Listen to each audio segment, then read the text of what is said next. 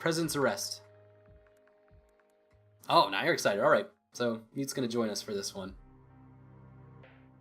In my entire life, I have never had a more exhausting month. I am supposed to be the second most powerful woman on the ship when it comes to security, yet increasingly I feel powerless, utterly drained. It's not as if I haven't dealt with serious crises before, yet this is just one thing I'm powerless against after another. I've completely hit a dead end in finding the bastard who murdered my husband.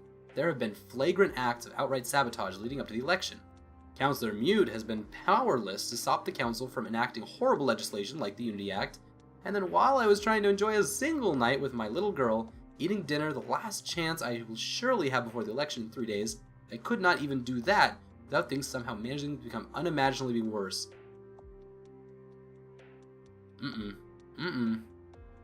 Drop what you're doing right now, Mute yelled, suddenly appearing in my dining room without any warning. There's no time to talk, but I need you and your best officers at the President's residence within like 5 minutes. Is this about... I started to ask, but was immediately interrupted. I said no time for talk, she said, shouting more authoritatively than I'd ever heard in my entire life. Call your men while you're walking, okay? You've literally got 5 minutes to get there. In fact, don't walk, run. I'm not joking. Now. Sorry, sweetie, mommy has to run, I told Sohee, then raced into action post-haste. I don't know how I managed to make it down in 5 minutes myself, somehow to see Mute arguing loudly with a man in an electoral monitor's uniform, with several more in tow. Okay, good. My lieutenant's arrived. She can put up with your bullshit instead, she said. Yes, ma'am, I said, catching my breath. It was pretty bad. I am way too old to be running like a young woman like that. My officers are on their way. They should be. Never mind. There they are. I was promptly joined by 3 more men from one corridor, with several more running from the other direction. You don't have the jurisdiction here, the leader of the group of electoral monitors barked. You cannot stop me, Counselor. I have orders to arrest. I have no patience for this. Take it from here. Please, So-young, Mute said, disappearing from the outside screen. But then she said, only into my earpiece. He's right, we don't. Stall for as long as possible. As long as you possibly can without breaking any laws. Yes, ma'am, I said, nervous from lack of information. I still have no idea what the hell was going on at this point, although I would later learn that she was getting President Park to change the ship's root password, so it at least couldn't be transferred to Chief Counselor Ryu. Oh, damn. I just arrived. I'm not briefed, I said honestly, having no idea what's going on at this point. What's going on? You do not have the authority here. Step aside. I stared him down. I recognized him. He was a former security officer I had personally recommended be given to the Electoral Monitor Unit because he was useless, but too politically difficult to get rid of. He was loud. That is all he had going for him. Then I grabbed him by the collar. There was no way I could have actually overpowered a man his size, but I knew he was a coward, or at least I hoped my assessment was right. Listen here, I'm going to say this once, and only once, I said, having absolutely no clue what I was going to say. I am under orders from the Counselor of Security not to let you through. If you try to go through me, I will have you arrested on the spot for interfering with security operations. By the time I finished saying that, all my officers had arrived, and I had a good 10 men and women in various degrees of being uniformed and armed standing behind me. I'll have you arrested for... he started to yell. Then I realized what would actually do it, and put him down, quickly interrupting, Shut up, officer. I outrank you, and my orders outrank yours. Oh yeah. I said, counting on the hope that he actually was following orders. Let's be civilized. Do this properly through the chain of command. Do you think either of our bosses wanted to see an altercation between security forces?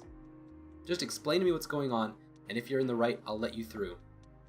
For the record, I'm absolutely confident that we could have taken them all down if it had come to a physical altercation. It would have been a truly bad idea to do so, with serious political repercussions, but still, I'm certain that we could have, for the record. The president and most of his campaign team is under arrest for conspiracy to commit electoral fraud, he said angrily. But not escalating things further, thankfully. It should be obvious that this falls under our jurisdiction. You have no standing here. Of course, I said. Just let me confirm that the arrest warrant is in order and I will gladly stand aside. He seemed momentarily taken aback, so I kept talking. You do have an arrest warrant, right? We're talking about the president himself here. A signed warrant from the Counselor of Justice is required by law, I said, counting on him not knowing that wasn't true. If you don't move out of my way now, I'll have you arrested, he scowled. Mr. Hale, listen to yourself, I said, scolding him in the same voice I used my daughter and my maids. I'm just concerned that you follow proper protocol. Do you think Chief Counselor Ryu, he suddenly flinched, will ever promote you if you make a botched job out of the most high-profile arrest in the ship's history? I will ask you again, one last time, for your own sake. Do you have all the paperwork for the Counselor of Justice in order? he started, then stopped. I'll confirm it with him. None of you move, he shouted at his officers, then stepped aside to talk privately on his earpiece, presumably to the Counselor of Justice, while all his officers tried their hardest to stare down mine.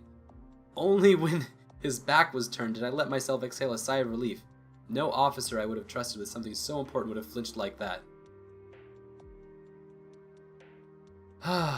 Ma'am, I said quietly into my own earpiece, if you need more than a minute I can do that, but I think it will very rapidly get unpleasant.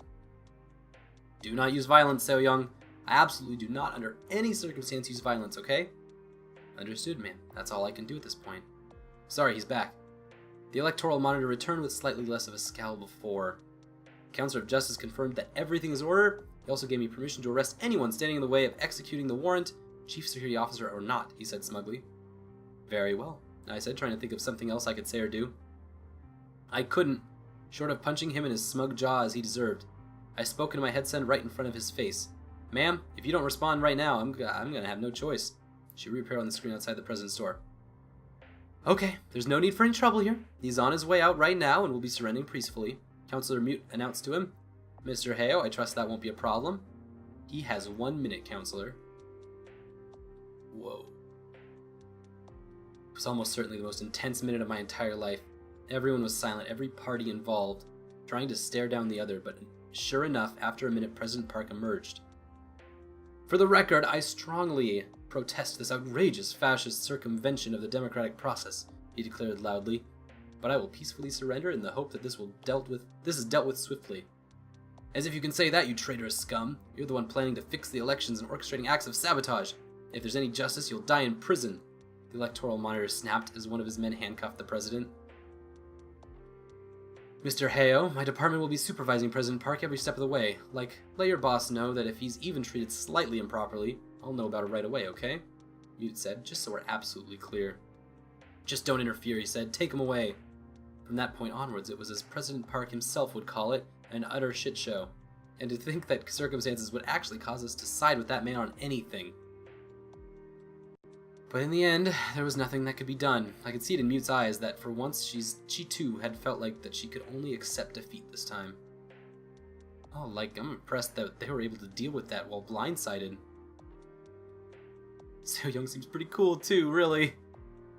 I don't understand what had just happened. I said to her after the arrest was made and the president was locked up. Me neither, was all she said without any confidence. I'm scared, ma'am, I admitted. Yeah, she said, not elaborating any further. Yeah. With everything that happened that night, supervising the arrest powerlessly, I couldn't even make it home until late that night, far past the hour anyone was still awake. I wanted to check on my daughter, peacefully asleep, already tucked in by one of the maids. Then I fell to my knees and lamented that I was so powerless I couldn't have even been there to do that for her.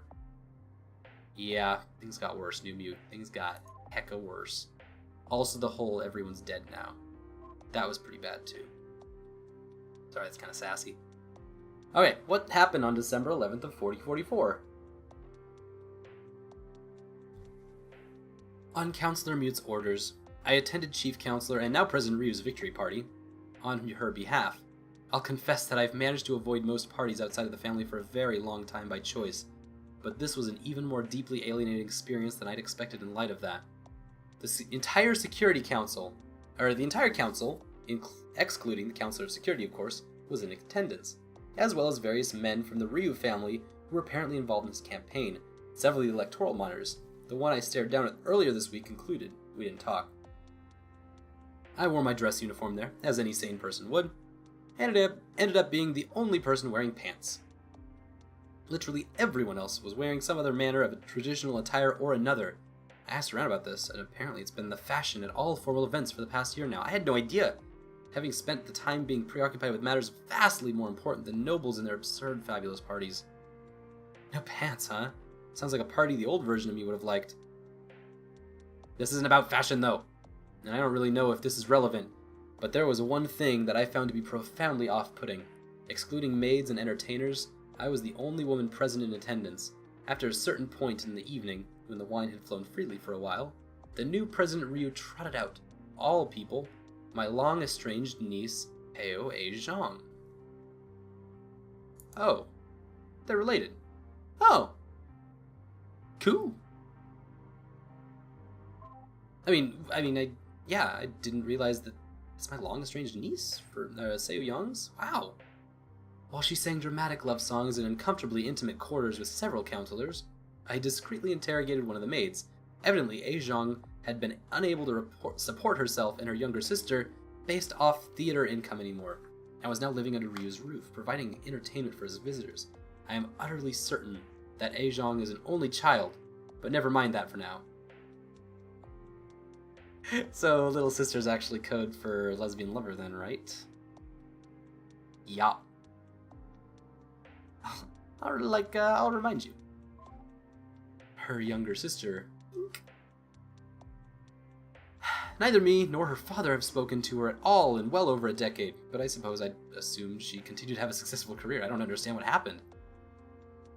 This probably isn't relevant to anything political, but since she's part of the family, I thought you should know.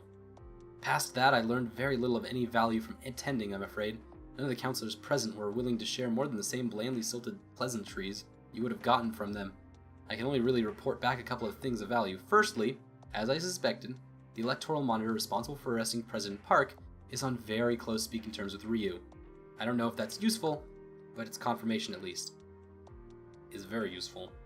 The second and most important thing is not good. I overheard a very drunk counselor of justice who didn't realize I was standing nearby saying, and I quote, "We've tried to get it out of him, but it looks like the only person who knows the password is that bitch." Unfortunately, I wasn't able to make out anything more from him, thanks to some very loud singing from Aizhong drowning them out. Beyond that, I was unable to learn anything else. There's nothing of tremendous use in there, I'm afraid. That's my report for today. Oh, Seo Young, I'm so sorry you had to go there. That's dumb. Lame parties. And gross people. Whew. Wow, alright. So that was most of one block done. I think we've got just 5 and 6 left. Where does that put us? Nothing in the inbox, so we're just gonna... We've got one last roll, one last go around. 13% power, each block takes 2%. It's exactly the right amount. It's almost as if math! It's almost as if math. Oops, I don't need to re-enable mute. That's the first time I've done that. I thought I'd do that more. Let's grab some new messages. 1, 2, 3, 4, 5, 6, done. Yay. Last one, best one. These are all the pieces we've got left. Oh, Ayune. We're gonna get that origin story. That's gonna be intense. Everything will be alright. That is a really nice place to end. Everything be alright.